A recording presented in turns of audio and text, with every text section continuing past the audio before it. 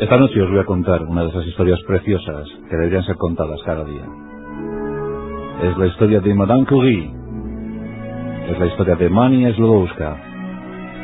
Es la historia de una gran mujer, una pionera de la ciencia, una adelantada, una abanderada de esa ciencia, que fue la primera de tantas cosas. Fue la primera en recibir un premio Nobel, la primera mujer, pero fue el primer ser humano que lo recibió en 2 ocasiones. Fue la primera mujer que asumió una cátedra en la prestigiosa Universidad de la Sorbona en París. Y desde luego, fue la que impulsó definitivamente aquel invento llamado radiactividad. Esta noche, amigos, la vida de Mania, la vida de María, la vida de Madame Curie.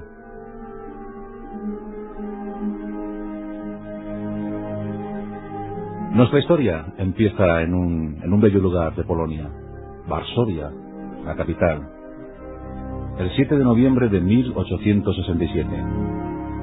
En esos años, la Rusia zarista dominaba Polonia. Y en esa Varsovia, donde se hablaba ruso, nace Mania, que era la quinta hija de un matrimonio culto. El padre, Władysław, era profesor de matemáticas y de física. Y la madre, Bronislava, era, además de dirigir un pensionado, pues también era profesora de música. Lo cierto es que era una familia feliz, muy cultivada, donde se hablaba, donde se reflexionaba, donde se discutía. Y desgraciadamente se discutía mucho de dinero porque no había recursos económicos.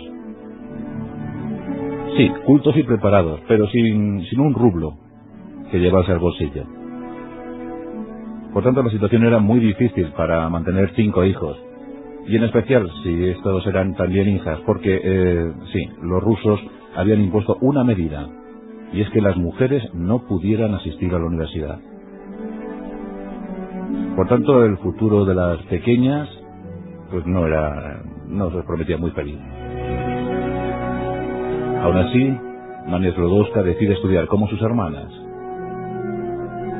Quiere aprender, quiere saberlo todo, se interesa por la historia natural, se interesa por la física, claro. Siempre con esa visión de su padre, ese gran profesor, ese gran hombre. Y Mania, muy instruida, muy adelantada para sus años, ya sabía leer perfectamente y escribir a los 4 años, va al colegio. Y con 15 ya se gradúa, ya consigue estar graduada, pero poco más haría para una joven polaca en aquellos años. No le van a permitir acudir a la universidad, pero el padre y la madre quieren que sus hijas prosperen. En aquellos tiempos, los jóvenes polacos intentaban educarse como buenamente podían. Y en Varsovia hay una institución fantasma, pero que existe, que circula por las calles, por las casas, por los albergues, por los pensionados. Es nada más y nada menos que la Universidad Volante. Así se llama. Así, a ese nombre persiguen los rusos. ¿Pero qué es la Universidad Volante? Es muy sencillo. Son jóvenes universitarios que dan clases a escondidas, que dan clases muy a escondidas. Cualquier sala, cualquier habitación es buena, es propicia para enseñar, sobre todo a las chicas. Hay mujeres también entre los docentes. Y poco a poco van impartiendo cultura, van diseminando el mensaje cultural polaco. El nacionalismo también se impregna. Y los jóvenes quieren seguir avanzando. Bronia, que es la hermana mayor de Mania, llega a un pacto con su hermana. Hacen un trato. Me voy a París, decía Bronia. Tú te quedarás aquí trabajando y me enviarás dinero para que yo pueda estudiar. Y cuando yo termine mi carrera de medicina, haré lo propio contigo. Te mandaré dinero para que vengas a París y puedas tú también estudiar lo que quieres, que no es otra cosa sino la carrera de física. Mania estaba entusiasmada y acepta el reto. Ella había tenido pues una especie de año sabático en el campo, donde había asistido a fiestas, donde la había pasado muy bien, cosas propias de su edad. Un adolescente que, aunque era de gesto frío, de gesto austero, pero no dejaba eso de interesarle. Se interesaba por todo lo que veía. Bronia marcha a París y allí estudia la carrera de medicina y se enamora de un joven e instala en un consultorio. Bronia se acuerda del pacto que había mantenido, que había firmado con su hermana, y la llama. Y Mania acude a París. Estamos en el año 1891. Mania tiene casi 24 años. Y cuando llega a París, todos la llaman Marie. Ya le cambian, le afrancesan el nombre, claro. Esa extraña obsesión que tienen los franceses por hacerlo todo suyo. Y desde entonces empieza a llamar Marie Sklodowska. ¿Cómo era Marie Sklodowska? Aquí la podemos ver en las clases de la Sorbona, porque allí se matricula. Siempre en la primera fila, siempre pendiente de los profesores, apuntándolo todo, mirándolo todo, quiere saberlo todo. Los compañeros siempre la miran divertidos. La verdad es que es una jovencita que fea no es. Llama la atención. Y sobre todo llama la atención esa larga melena rubia que tiene Marie. Un pelo largo, sedoso, rubio ceniza, una tez blanquita y vestida siempre muy humilde, porque los recursos económicos no eran abundantes. Bronia intenta ayudarla, su padre desde Varsovia también, pero el dinero que tiene Marie es muy escaso. Tan solo tiene unos 3 francos para afrontar cada día. Solo 3 francos para poder comer, para poder alojarse en un pequeño apartamentito. Pero ella, esos 3 francos, ¿para qué los va a utilizar? Pues eso, claro, para comprar libros. Su casa está llena de libros. Dicen que ni siquiera fue capaz de comprar carbón ni una sola vez. Pasaba un frío tremendo, siempre aterida, siempre bajo abrigos, bajo mantas. Sus alimentos eran muy escasos. Té caliente, pan y mantequilla. Esa era su dieta básica. Pronto entró en la fase de anemia. Dicen que cuando se quería dar un festín, compraba un par de huevos, una tableta de chocolate, y a eso se reducía el banquete. Pero avanza muchísimo, estudia muchísimo. Es la más aplicada de su clase. Y por fin, 2 años después, en 1893, consigue la licenciatura con el número 1 de su promoción. Ya es física, ya es licenciada en físicas. Pero a todo esto, como en 2 años una carrera se puede hacer muy fácil para Marie, pues también aprovecha para matricularse en la carrera de matemáticas y consigue ser la número 2 de su promoción 1 año más tarde, en 1894. Así que aquí la tenemos, en 1894, ya licenciada de 2 carreras y deseando avanzar. Marie Sklodowska. Pronto le va a cambiar el apellido. Y es que ese mismo año conoce a un joven guapísimo, alto, de gesto elegante, de unas espléndidas manos con dedos largos, educado al máximo, muy tímido, muy cortadito, pero los dos se miran y los dos se apasionan. El flechazo es instantáneo. Se enamoran de forma espiritual, se enamoran de forma física, pero también se enamoran de forma intelectual. Hablan el mismo idioma. Por cierto, hablando de idiomas, María Sklodowska hablaba 4. El ruso, el alemán, por supuesto el polaco y el francés. El novio de María Sklodowska se llama Pierre Curie. Y durante 1 año pues mantienen relaciones de noviazgo. Bueno, prácticamente no salían. El noviazgo lo pasaron en un laboratorio. Porque Pierre Curie, que tenía algunos años más que Marie, cuando se conocen Marie tiene 26 años y Pierre tiene 35, Pierre ya es profesor de física. Y Pierre también quiere avanzar, es un experto en magnetismo. Y además es inventor. Inventa un montón de artilugios para sus mediciones. Incluso para pesar. Es fantástico, trabaja junto a su hermano. Y en el laboratorio ya empieza a crear cosas, y esas cosas circulan por París. Pierre Curie ya tiene mucha fama cuando conoce a María. En 1895, Pierre ya no puede más, y se declara apasionadamente a Marie. Y Marie le corresponde. Ese 26 de julio de 1895 ve como los dos enamorados se casan en una sencilla ceremonia civil. Lo que consiguen con la boda, pues es muy poquito dinero que llegó desde Polonia, algo que llegó de la familia de Pierre. ¿Y qué diréis que hicieron? Bueno, pues invertirlo todo en 2 bicicletas. Y todo el verano se lo pasaron montando en bicicleta. Recorrieron la campiña, se instalaban en albergues, en fondas donde les cobraban poco, comían menos, porque ni Marie ni Pierre eran unos entusiastas de la comida. Les costaba un horror comer, porque estaban siempre pendientes de sus experimentos, de sus investigaciones. Pero ese año 1895 es muy importante para Marie. Marcó un antes y un después. Una relación que se iba a prolongar 11 años y que terminaría de forma trágica, como luego contaremos. ¿Qué harían ahora los jóvenes esposos?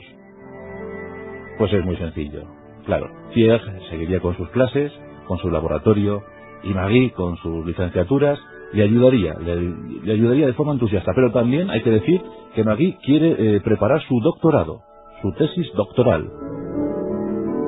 Por cierto, un apuntito, en ese año, 1895, se descubren los rayos X.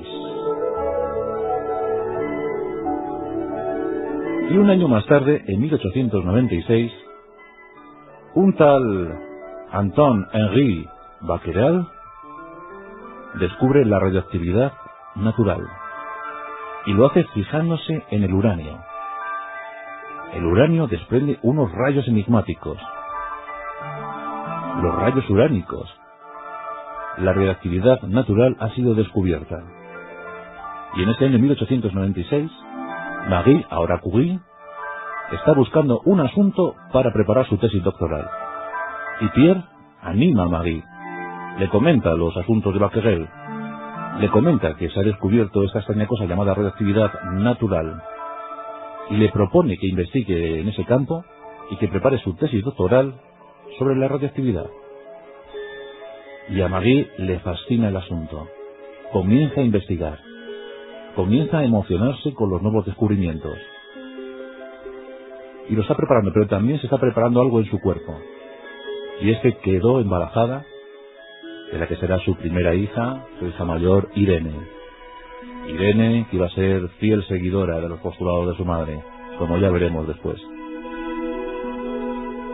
Marie Curie quiere cuidar a su niña, quiere cuidarla al máximo. A ella le había faltado el cariño de su madre.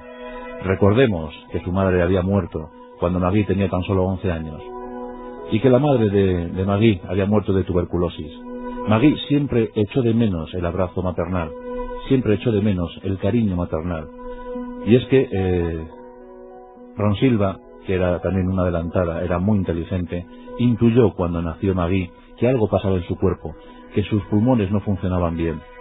Intuyó que la tuberculosis podía ser contagiosa y por eso evitó abrazar a sus hijos durante esos 11 años. No quería el contacto físico con ellos. Esto fue un suplicio para la madre, pero también para los hijos.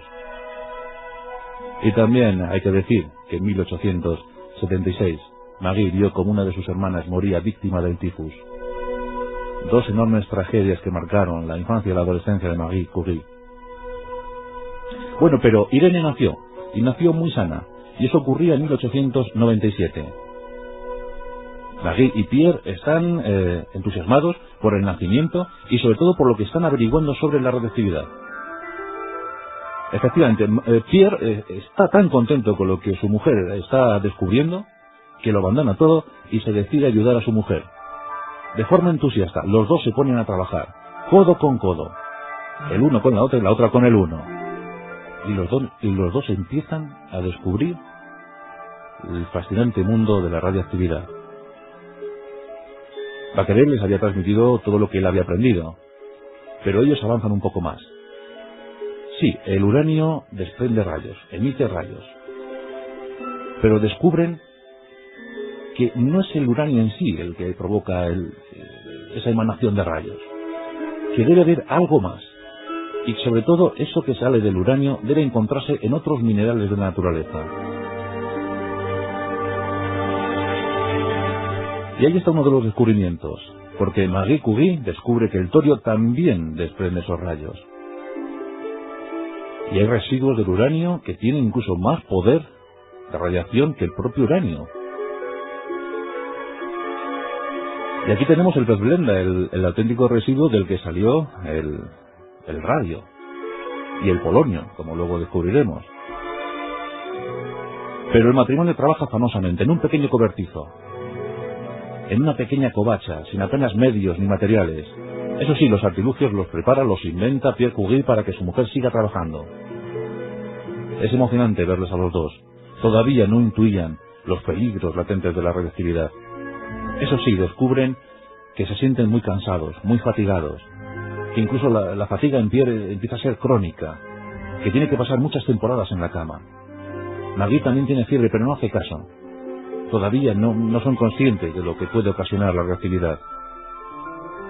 Eso sí, los elementos son intuidos. Sobre todo uno, piensan que en principio es un elemento químico el que se encuentra ahí. Y llegamos al año de 1898.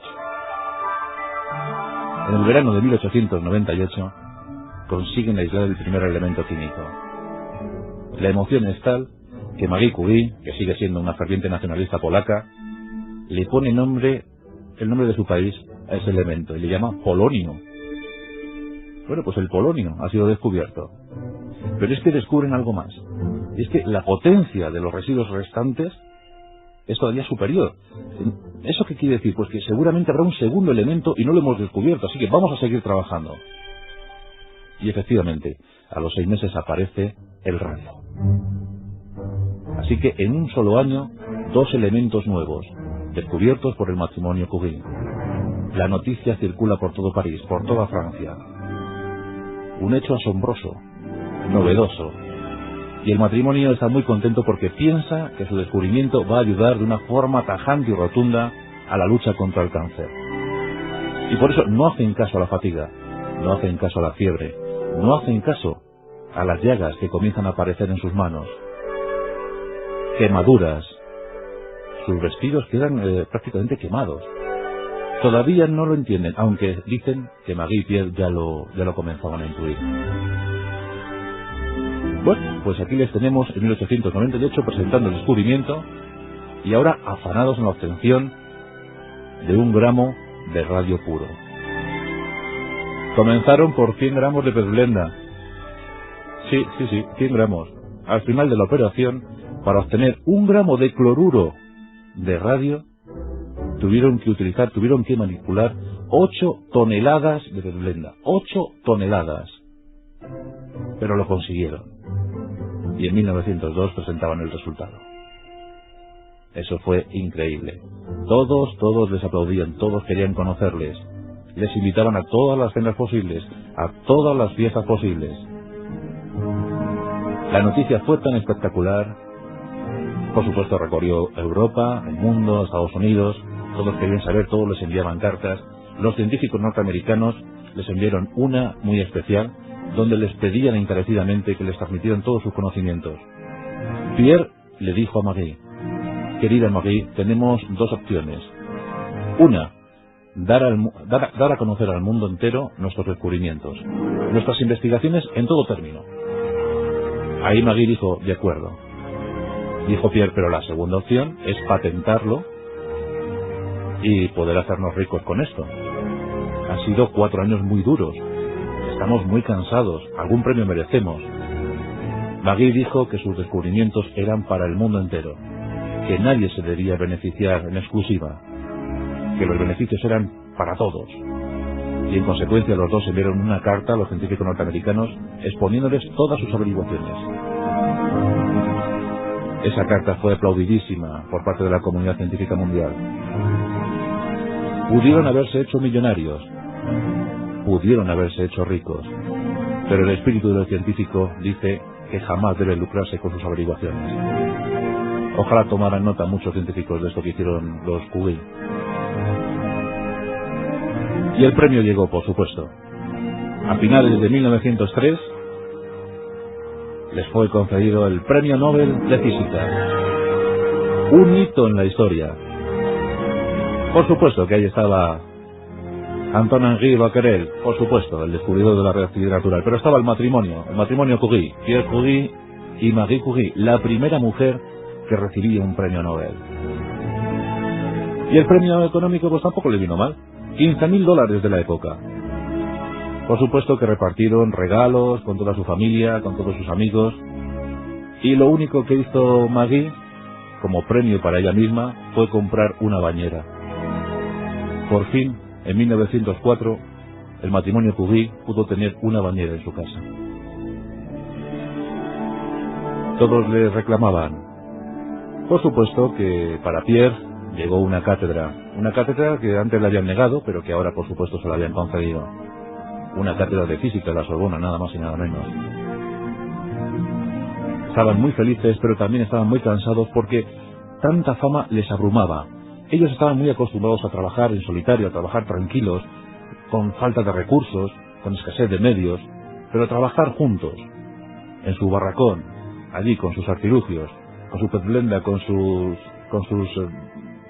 averiguaciones, con sus experimentos. Pero claro, tanta gente alrededor. Marie Curie decía en algunas de sus cartas: hay demasiado ruido a mi alrededor, no puedo trabajar así. Ellos no quieren saber nada de la fama. Y eso que la comunidad científica les reconoce, porque por ejemplo en Inglaterra les conceden un premio muy prestigioso, el premio Davy. El 19 de abril de 1906 llega la tragedia para la familia Curie. En 1904, por cierto, había nacido su hija Eve, su pequeña hija Eve. Y también dicen que entre Irene y Eve hubo un aborto provocado ya por los efectos de la radioactividad. Los dos estaban muy enfermos, muy cansados, demasiado cansados. El 19 de abril de 1906, Pierre Curie, que tenía apenas 46 años, moría víctima de un accidente fatal. Un carruaje en París se topaba con él. 6 toneladas le pasaron por encima. Nada se pudo hacer. Cuentan que Marie Curie estaba en la puerta de su casa, esperando a su marido, y vio cómo llegaban algunos amigos, con el gesto contrariado, algunos llorando, y le empezaban a hablar de lo que había ocurrido. Marie, a los pocos segundos, vio que algo malo había pasado con Pierre, y dijo: ¿qué me estás contando? ¿Pierre ha muerto? Le dijeron que sí. Ella quedó absolutamente abatida. Había muerto el gran amor de su vida. Desde entonces nunca volvería a ser la misma. Marie Curie, ya vestida de luto. Dicen que para recibir el primer premio Nobel se compró un modesto, un humilde traje negro. Para recibir el segundo, unos años más tarde, llevó el mismo traje. Sus amigos, sus becarios, sus ayudantes la llamaban de diversas formas. Una era la patrona, consideraban que era la más grande, pero siempre también otros la llamaban la mujer del traje negro. La mujer del traje negro. Pero aquí estaba, Madame Curie con sus 2 niñas pequeñas. El gobierno francés se quiso portar muy bien con ella. Le quiso dar una pensión vitalicia, pero ella la rechazó. Y dijo: no, soy joven, puedo todavía trabajar y sacar a mis hijas adelante. Rechazó esa pensión. Lo que no pudo rechazar es el ofrecimiento que le hizo la Universidad de la Sorbona. Porque si Pierre moría en abril, en mayo, Marie recibió una propuesta: asumir la cátedra que había dejado vacante su marido. Y ese es uno de los momentos más emotivos de la historia de la ciencia. 650 años después, la primera mujer que asumía una cátedra en la Sorbona. El aula magna estaba a rebosar.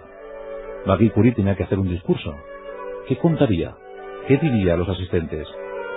Todos los estudiantes estaban allí dispuestos a aplaudir a Marie Curie. Marie entró, como siempre lo hacía, de forma muy humilde, muy modesta, casi sin hacer ruido. Pero rápidamente todos se fijaron en ella. Marie subió al estrado, cogió sus folios, ¿y qué diréis que contó? Retomó el discurso que había terminado su marido. El discurso que había hecho su marido cuando asumió la cátedra de física. Las últimas líneas fue las que ella tomó para empezar su discurso. ¿Eso qué quería decir? Que la ciencia continuaba, que alguien había tomado la bandera, que alguien iba a seguir investigando. el mejor homenaje que Marie Curie le pudo hacer a su marido. Todos, por supuesto, aplaudieron. El gran momento para Madame Curie. Era mayo de 1906. Y todavía tienen que llegar muchas cosas. Porque la incansable, la imperturbable Madame Curie seguía investigando. Y es que ahora quería conseguir 1 gramo de radio metálico. Radio puro. Quería demostrarlo. Ya había encontrado la equivalencia, sí, ya sabemos que era 225. Y por fin lo consigue, claro que lo consigue, 1910. Ya está todo demostrado. Escribe su famoso Tratado de Radioactividad. Y en 1911 llega el segundo premio Nobel, pero en esta ocasión no de física, sino de química. Por tanto, es el primer ser humano que consigue 2 premios Nobel. El primero. ¿Ya había sido la primera mujer en conseguir uno? Bueno, pues ahora es el primer ser humano, la primera persona que consigue 2 premios Nobel. Y eso en 1911. Por supuesto que la ponen al frente del recién creado Instituto del Radio y está investigando en el gran laboratorio Curie. Así se llamaba. No encuentra la felicidad porque le falta su Pierre, su querido Pierre. Pero sí que está muy a gusto cuando está entre sus ayudantes, sus cacharros, sus laboratorios. Ahí es donde realmente se encuentra a gusto. Llega la Primera Guerra Mundial y Francia se ve involucrada en ella. En 1914, aquí tenemos de nuevo un gesto estupendo por parte de Marie Curie. Ella empieza a crear una especie de cuerpo radiológico, instruye a 200 mujeres, 200 enfermeras, las instruye en radiología y crean una unidad móvil, una unidad de élite con diversas ambulancias que transportan los rayos X al frente. Ella misma conduce una de esas unidades móviles. Al coche le llaman el Petit Curie, el pequeño Curie. Vaya imagen, ¿verdad? 1914, Madame Curie conduciendo su ambulancia rumbo al frente con su máquina de rayos X, que dicen utilizaba a la perfección. Bueno, pues 200 mujeres fueron instruidas y son las primeras radiólogas de Francia. Y por supuesto su hija Irene ya sigue los pasos. Con 18 años ya está ayudando a su madre. Por supuesto que Marie Curie quiere transmitir todos sus conocimientos a su hija Irene. En 1921 llega una gran noticia desde Estados Unidos. Ella, cuando se había fundado el Instituto del Radio en París, había donado ese gramo. 1 gramo de radio puro, más o menos costaba 1 millón de francos. 1 millón de francos. Bueno, pues ella, en lugar de beneficiarse, lo dona para la ciencia, para la investigación. Esto conmueve a la sociedad norteamericana. En 1921 es invitada para dar un ciclo de conferencias por los Estados Unidos. Y os podéis imaginar cómo Estados Unidos recibe a Madame Curie. De una forma entusiasta. A la propuesta de un periodista, estas cosas siempre las suelen hacer los periodistas, las mujeres norteamericanas se sublevan y recaudan $100.000. ¿Y con eso qué se puede hacer? Pues comprar 1 gramo de radio puro. Y se lo regalan a Madame Curie, se lo entrega al presidente de los Estados Unidos. Ella, por supuesto, lo va a utilizar muy bien. En el año 29 le regalarían otro gramo, y ese se lo regala al Instituto de Radio, pero en esta ocasión de Varsovia, su querida Polonia, siempre ahí. Desgraciadamente, todas las historias tienen que terminar. Y la de Madame Curie también terminó, un 4 de julio de 1934. Víctima de su descubrimiento. Víctima de la radioactividad. Una leucemia acabó con su vida. El médico que la atendió elaboró un informe en el que se podía leer: su médula no respondió. Así terminaba la vida de Madame Curie, la gran Marie Curie, la gran Mania Sklodowska. En su pensamiento, por supuesto, siempre Polonia, sus hijas junto a ella. Y yo os digo que las hijas fueron dignas herederas. Irene se había casado con Frédéric Joliot y junto a él descubrió la radioactividad artificial. Y por ese asunto les concedieron el Premio Nobel de Física. Y ese Premio Nobel de Física y Química llegó en 1935. La hija era digna heredera, Irene. Pero es que la pequeña Eve, en 1937, publicó la biografía de su madre.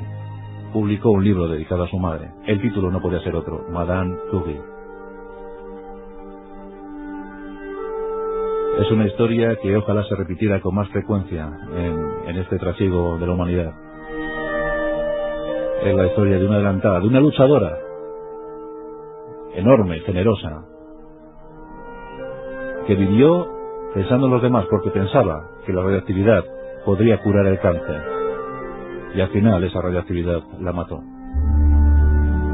La vida, la historia, los milagros, los prodigios de Madame Curie. Y gracias a ella, hoy muchas mujeres han seguido esos pasos y son estupendas investigadoras en cualquier laboratorio del mundo. Seguro que esas investigadoras, que esas físicas o químicas, esas radiólogas, algún día se lo han dedicado a pensar en Madame Curie, porque no en vano fue su pionera, su gran icono.